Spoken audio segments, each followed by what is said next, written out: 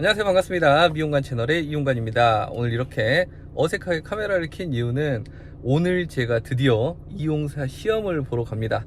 필기 시험인데 저도 원래 고등학교를 다니면서 필기 면제 검정자였어요. 그래가지고 필기를 지금까지 단 한 번도 안 봐봤는데 이번에 처음 이용사 필기 시험 좀 이렇게 보러 가게 될 것 같습니다.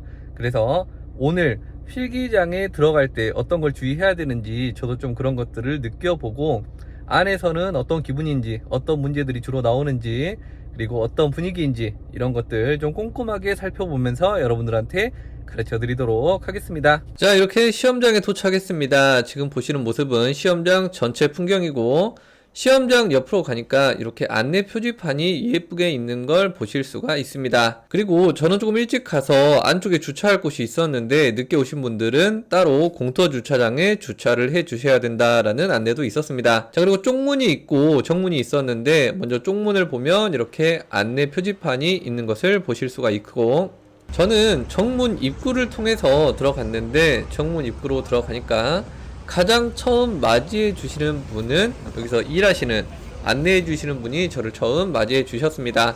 마찬가지로 안내 표지판이 있었고, 저는 미리 올라가서 좀 분위기라든지 이런 것들을 봐보고 싶었는데 10분 전부터 입장이 가능하다라는 팻말이 있더라고요.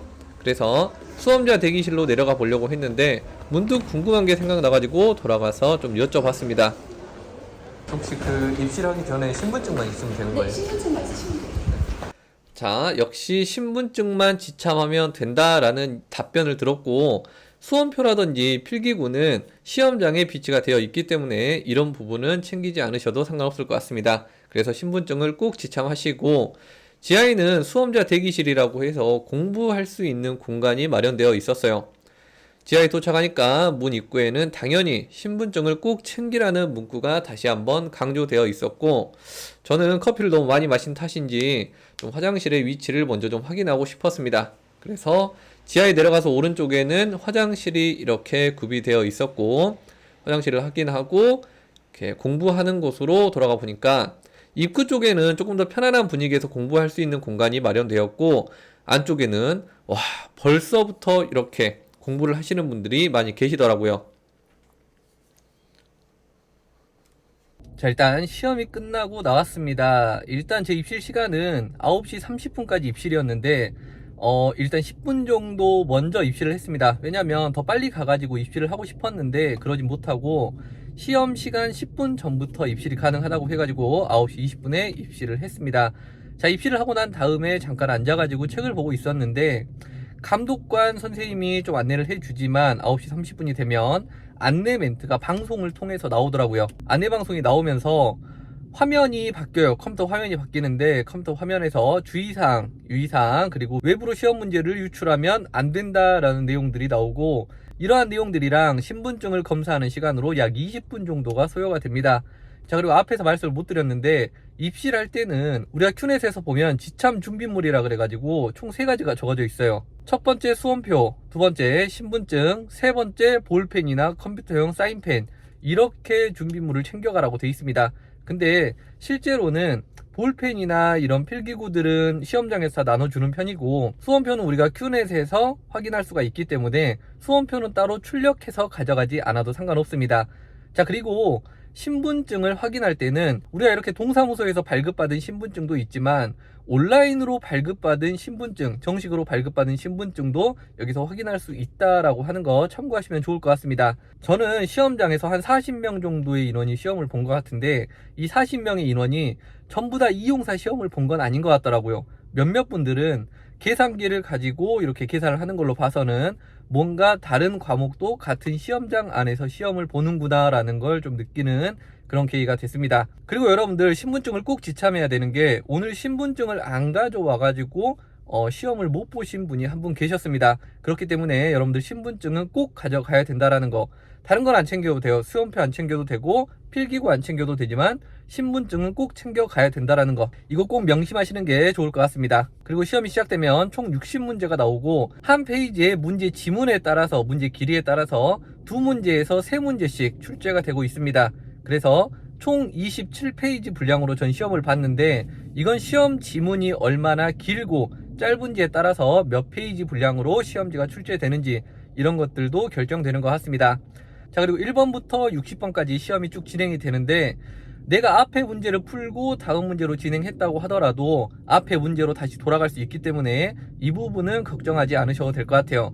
그리고 저 같은 경우는 1번부터 60번까지 첫 번째 문제를 풀 때는 약 15분에서 20분 정도가 소요가 됐습니다.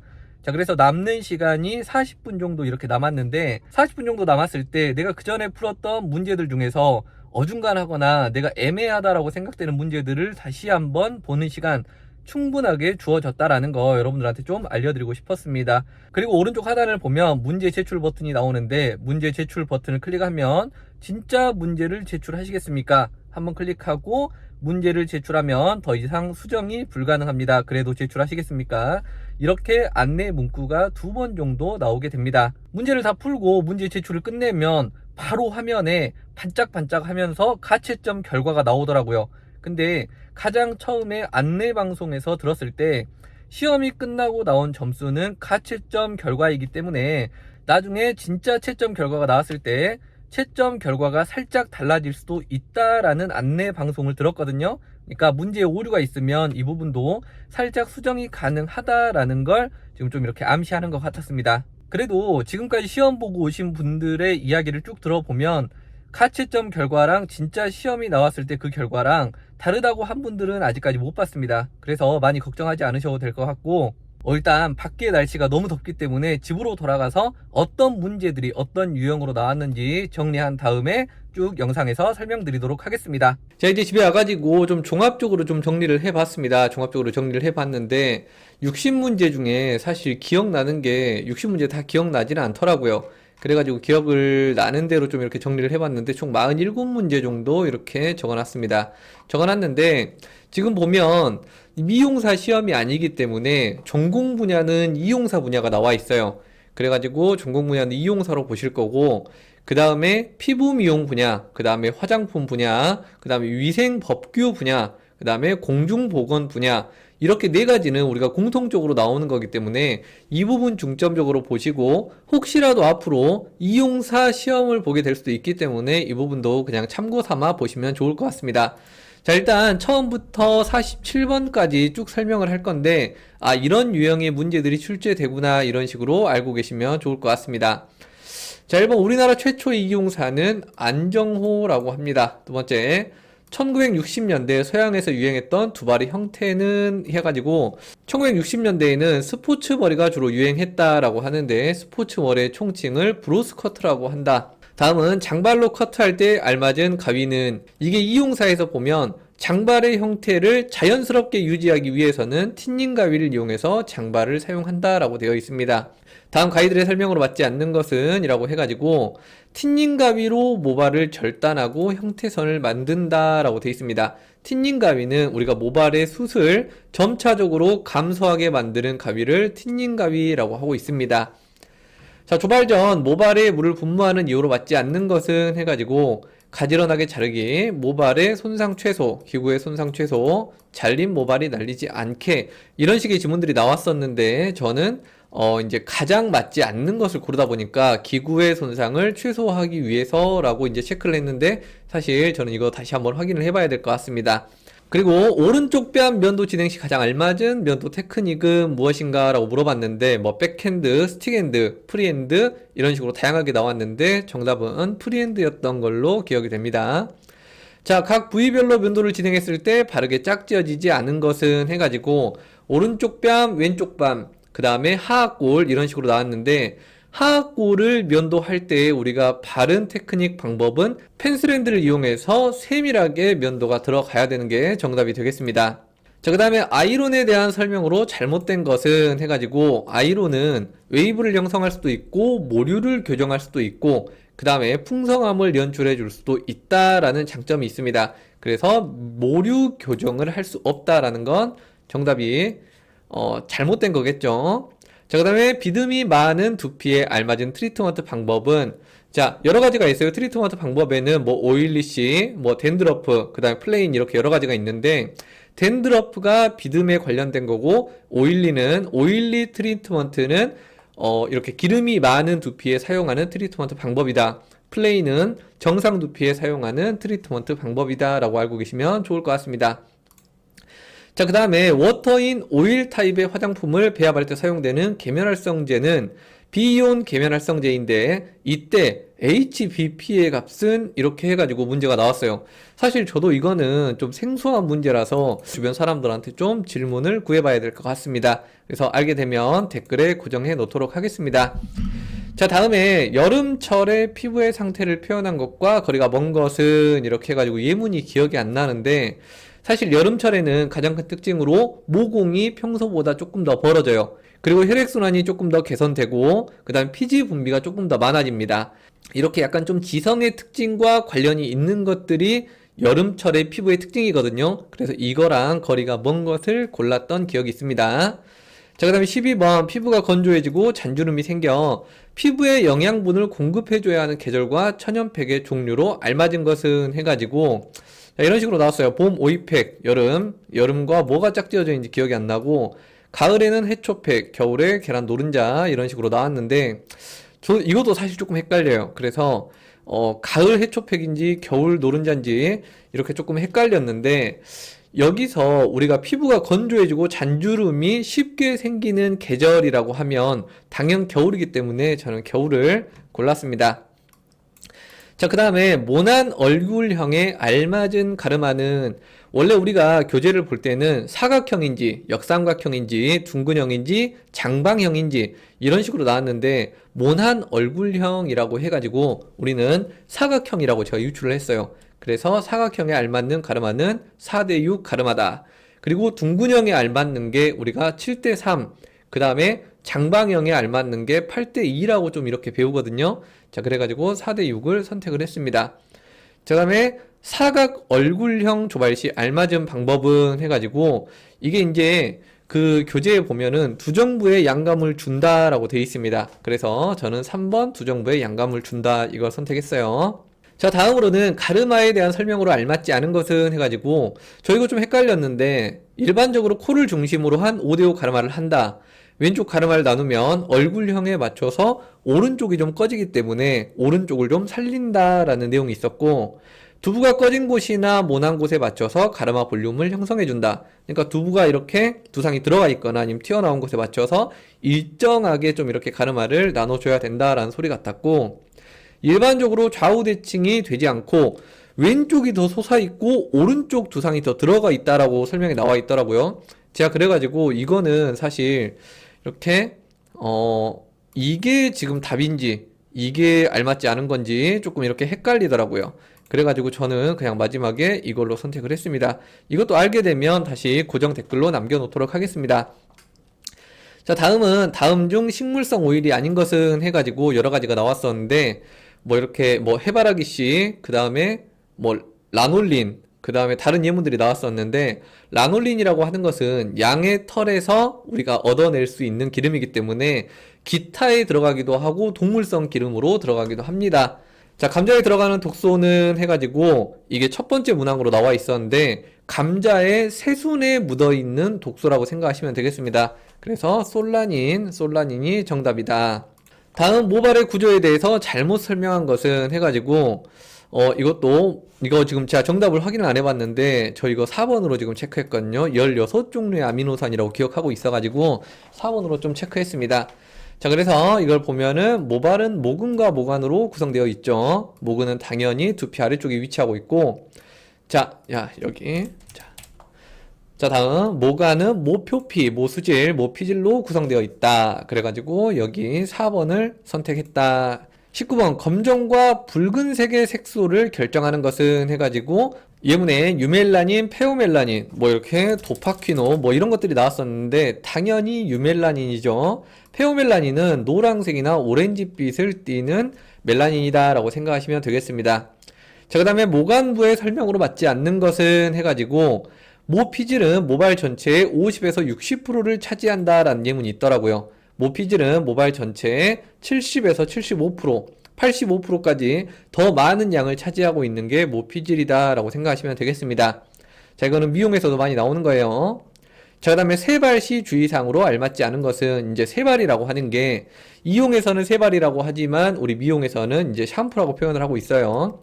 샴푸를 할 때 당연히 손톱 끝으로 두피를 힘있게 문지르는 게 아니라 손끝으로 문지르는 거예요. 손끝으로. 그래서 이렇게 정답을 골랐고, 자, 22번 세균이 가장 잘 번식하는 pH의 농도는 해가지고 이게 약간 이거 미용에서도 많이 나오고 있거든요. 미용에서도 많이 나오는데, 자, 세균이 가장 잘 번식하는 pH 농도랑 그 다음에 바이러스나 리케차 이런 것들이 잘 번식하는 pH 농도가 달라요. 일단 세균은 중성이나 약알칼리에서, 그러니까 pH 5.6에서 8.0 사이에서 가장 잘 번식한다라고 제가 알고 있기 때문에 그게 맞아요. 그게 정답이기 때문에 이렇게 중성으로 저는 골랐습니다. 자, 그 다음에 일시적 연모제의 설명으로 알맞은 것은 해가지고 이거 사실 알맞은 건지 틀린 건지 이거 기억이 잘 안 나요. 기억이 잘 안 나는데, 자, 이렇게 내려가면 백모를 일시적으로 커버할 수 있다. 다양한 색으로 하이라이트를 줄 수 있다. 명도를 조절할 수 있다. 산화제가 필요하다. 이렇게 했는데 이게 다양한 하이라이트를 줄 수 없어요. 하이라이트랑 우리가 명도랑은 그냥 비슷한 개념으로 생각하시면 돼요. 우리가 밝게 만든다라는 개념이 있거든요. 우리가 밝음과 어두움을 이렇게 조절하는 건 명도라고 표현할 수도 있고 하이라이트라고 표현할 수도 있습니다. 그래서 다양한 색을 하이라이트 줄 수 없습니다. 명도를 조절할 수 없고 산화제가 필요하지 않습니다. 일시적 연모제는. 그래서 일시적으로 백모를, 그러니까 막 이렇게 우리가 전체적으로 염색을 해가지고 색칠을 다 가려놨는데 눈에 잘 보이는 이런 부분 있죠. 이런 부분에 백모를 일시적으로 커버할 때 일시적 연모제를 사용하기 때문에 일시적 연모제 설명으로 알맞은 것은 해가지고 이걸 골랐어야 됐는데 저는 뭘 잘못 읽었나 봐요. 그래서 다양한 색으로 하이라이트를 줄 수 있다 이 부분을 고른 것 같아요. 그래가지고 이 문제는 틀렸습니다.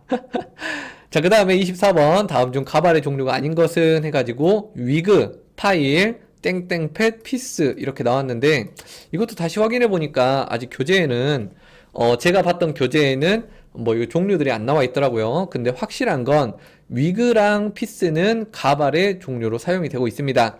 위그는 전체를 덮는 가발을 이야기하는 거고 피스는 부분적으로 사용되는 가발을 이야기하고 있습니다. 그래서 제가 지금 의문점으로 찍어 놓는 건 파일이랑 땡땡팻이라는 게 가발의 종류로 들어가는지 이걸 좀 파악해 봐야 될 것 같아요. 첫 번째 병원체, 그 다음에 숙주, 그 다음에 환경 이렇게 세 가지가 있는데 일단 그 세 개 중에서 숙주적 요인에 해당하지 않는 것이라고 했습니다. 자, 유전적 요소, 숙주에 해당되죠. 나이, 숙주에 해당됩니다. 그 다음에 이거 예문 기억 안 나는데 이것도 숙주에 해당했던 것 같아요. 자, 주거지의 형태는 우리가 환경에 속하기 때문에 이건 숙주적 요인에 해당하지 않습니다. 자, 그 다음에 14세 미만의 아동이 뭐 이렇게 쭉 돼 있는데 이거는 인구 구성 형태에 따라서 어떤 모양으로 이렇게 유지를 하고 있는지 해가지고 여러분들도 보셨겠지만 뭐 피라미드형, 별형, 종형, 항아리형, 뭐 표주박형 이런 식으로 많이 보셨을 거예요. 여기서 여러분들이 헷갈리지 않아야 되는 게 14세 미만의 아동이 65세 이상 인구 비율보다 2배 정도 많다라고 하면은 종형입니다. 근데 여기서 만약에 2배를 초과하는 정도로 많다라고 하면은 피라미드형으로 생각하시면 되겠습니다. 다음 27번은 홍역은 어떤 병원체로부터 감염이 되는지라고 되어 있습니다. 우리가 병원체라고 하는 것은 세균, 바이러스, 리케차 뭐 이런 것들이 있는데 홍역은 바이러스에 속하고 있습니다. 자, 다음 감염은 됐지만 건강한 사람처럼 아무 증상이 나타나지 않은 상태로 가장 위험한 보균자를 뭐라고 하느냐라고 하는 문제가 나왔어요. 당연히 건강 보균자가 되겠죠.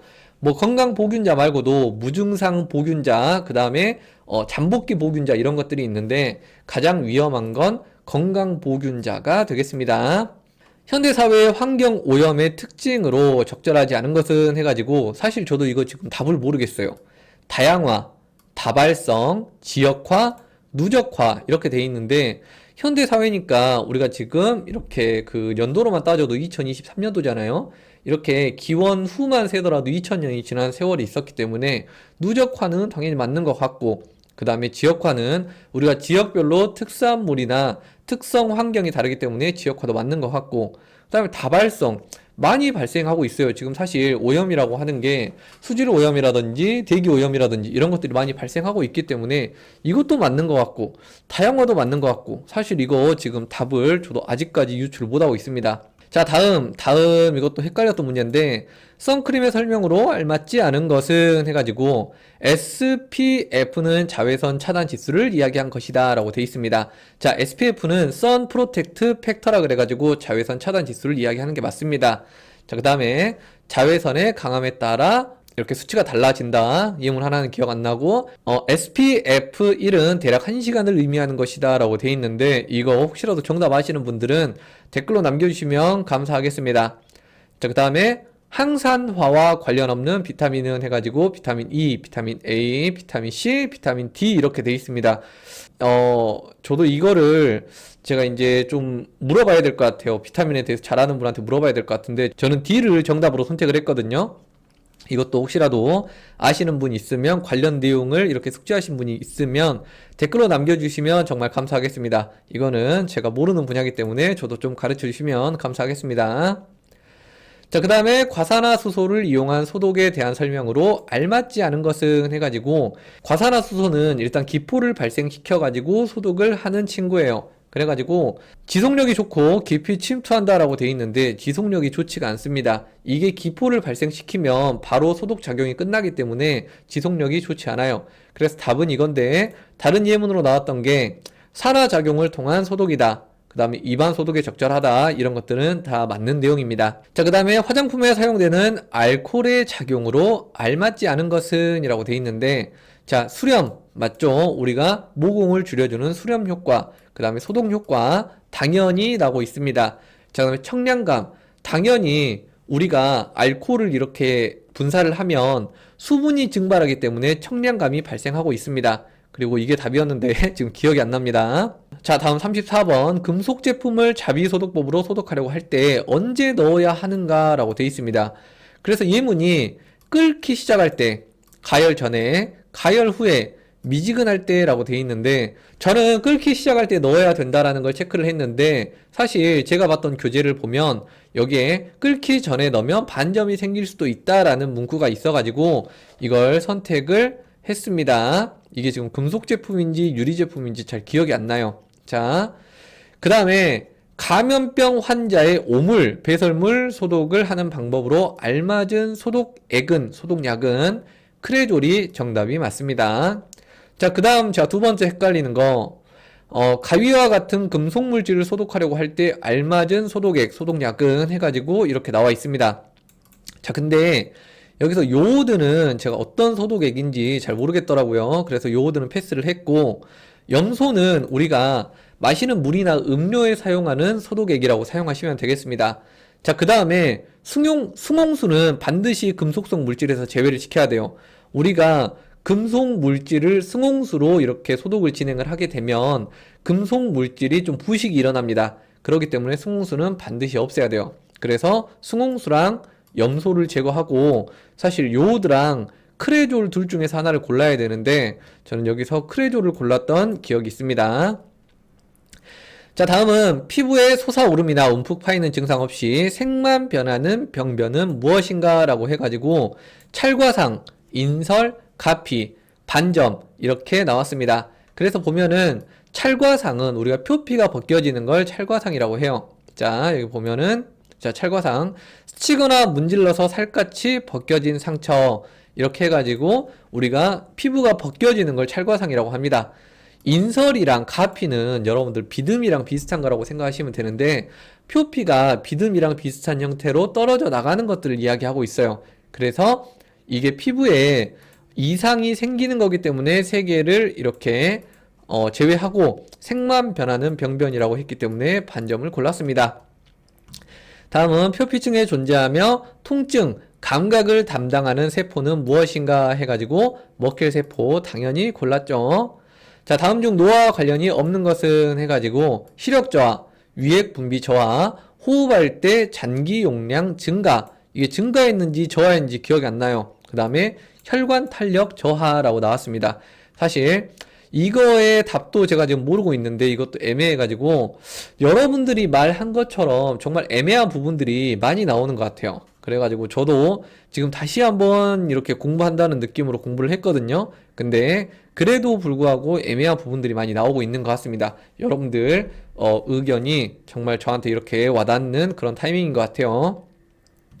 자, 그 다음에 화장품의 특징과 관련이 없는 것은 해가지고 안전성 당연하죠. 사용성 당연합니다. 유효성 좋습니다. 다음에 트렌드에는 맞지 않아도 상관없죠. 화장품의 특성에서. 자, 그 다음에 화장품의 종류와 분류로 알맞지 않은 것은 사실 이 예문이 아니었어요. 이 지문이 아니었거든요. 이 지문이 아니었는데 기억나는 대로 적다 보니까 이렇게 적어졌어요. 그래가지고 뭐 메이크업 제품은 베이스, 포인트 제품이 있고 향수는 방향용이고 그 다음에 뭐 다른 예문들이 두 개가 더 있는데 그중 하나가 정답이었었거든요. 두발용 제품은 뭐 어떤 것들이 있는지 이런 거였던 것 같아요. 근데 기억이 잘 나지 않아가지고 좀 이 부분 양해해 주시면 감사하겠습니다. 자, 다음에 시트러스 계열의 오일 추출 방법으로 알맞은 것은 해가지고 뭐 압착법, 증류법 여기 나와 있네. 적어놨네요 제가. 압착법, 냉침법, 수증기 증기법 뭐 여러 가지가 나왔는데 시트러스 계열은 오렌지나 귤에서 추출할 수 있는 오일인데 이런 것들은 압착법으로 우리가 오일의 손상 없이 바로 추출해낼 수 있다라고 나와 있습니다. 자, 다음 중 위생과 관련한 내용으로 바르지 않은 것은 해가지고 여러 가지가 나왔었는데 자, 모든 기구는 한 곳에 보관한다라고 나온 예문이 있어서 바로 체크했습니다. 자, 소독한 것과 소독하지 않은 기구는 반드시 분류를 해놔야 되기 때문에 이 부분이 잘못됐다는 거 알고 계시면 되겠습니다. 자, 다음 성매매, 알선 등 행위 처벌에 관한 법률에 의해서 영업소 폐쇄 명령이 내려진 경우 얼마의 기간이 지난 후에 다시 영업을 재개할 수 있는가라는 문제가 나왔습니다. 자, 그래서 이거는 예문이 6개월, 1년, 2년, 3년 이렇게 나왔는데 6개월이 정답입니다. 자, 다음 사항 중 청문을 해야 하는 사유로 적합하지 않은 것은 해가지고 여러 가지 이유가 나왔습니다. 자, 청문이라고 하는 것은 우리가 영업 정지를 하거나 영업 면허 취소, 면허 정지 이런 것들에 해당될 때 혹은 그리고 과징금 부과가 될 때 과징금이라고 하는 건 영업 정지 처분 대신에 우리가 돈을 내서 해결하는 걸 과징금이다 라고 생각을 하시면 되는데 영업 정지, 그 다음에 면허 취소, 면허 정지에 해당할 때 청문을 한다라고 생각을 하면 그래서 저는 여기에 벌금이 껴 있어서 벌금은 우리가 정지나 취소에 해당하지 않기 때문에 벌금을 체크해 줬습니다. 자, 그 다음에 위생교육에 대한 설명으로 알맞은 것은 해가지고 자, 임의용을 운영하는 영업자는 반드시 받아야 된다.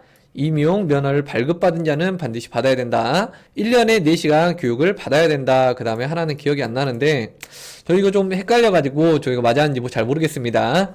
자, 일단 임의용을 운영하는 영업자는 반드시 받아야 된다라고 돼 있는데 우리가 이렇게 봤을 때 자, 한 사람이 영업장 3개를 가지고 있어요. 근데 이 사람은 돈이 있어가지고 미용실을 차려놓은 거지 여기서 직접적으로 영업을 하진 않습니다.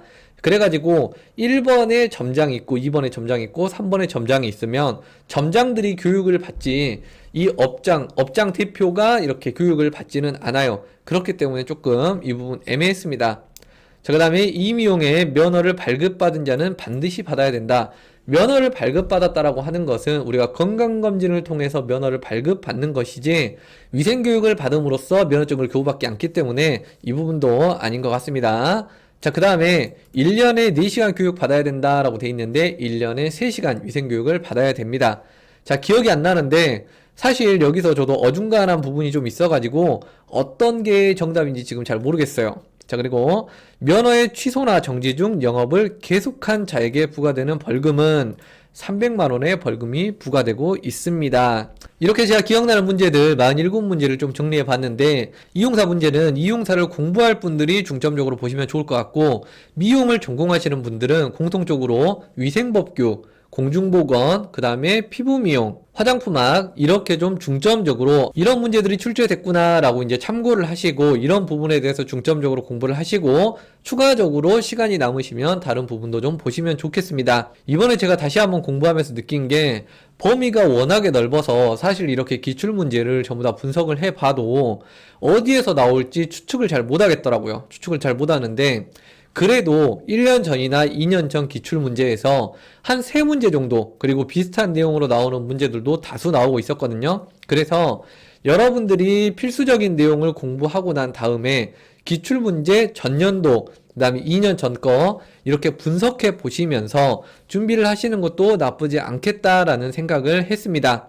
자, 이렇게 제가 시험 보고 온 후기를 쭉 말씀을 드렸는데, 여러분들이 그래도 긴장을 많이 하지 않아도 되는 이유는 미용사 시험은 상시 시험이기 때문에 2주에 한 번씩 계속해서 접수를 할 수가 있어요. 그리고 미용사 시험은 한 번 접수를 할 때 이렇게 중복해서 접수를 할 수 있기 때문에 내가 안전하게 2개 정도의 시험을 한꺼번에 접수를 해 놓는 것도 좋습니다. 오전에 한번 시험 보고 혹시 오후 것도 한번 접수를 해 놓고 이런 식으로 해도 상관이 없기 때문에 여러분들 그렇게 하셔도 상관없고, 이용사도 제가 그렇게 해보려고 했어요. 근데 이용사는 중복 접수 자체가 안 되더라고요. 그래서 중복 접수가 가능하신 분들은 중복 접수해서 하루에 이걸 다 끝내버리는 것도 괜찮은 방법인 것 같습니다. 자, 그래서 여러분들도 준비 열심히 하셔가지고 항상 필기에서 좋은 성적 거두셨으면 좋겠습니다. 다들 파이팅!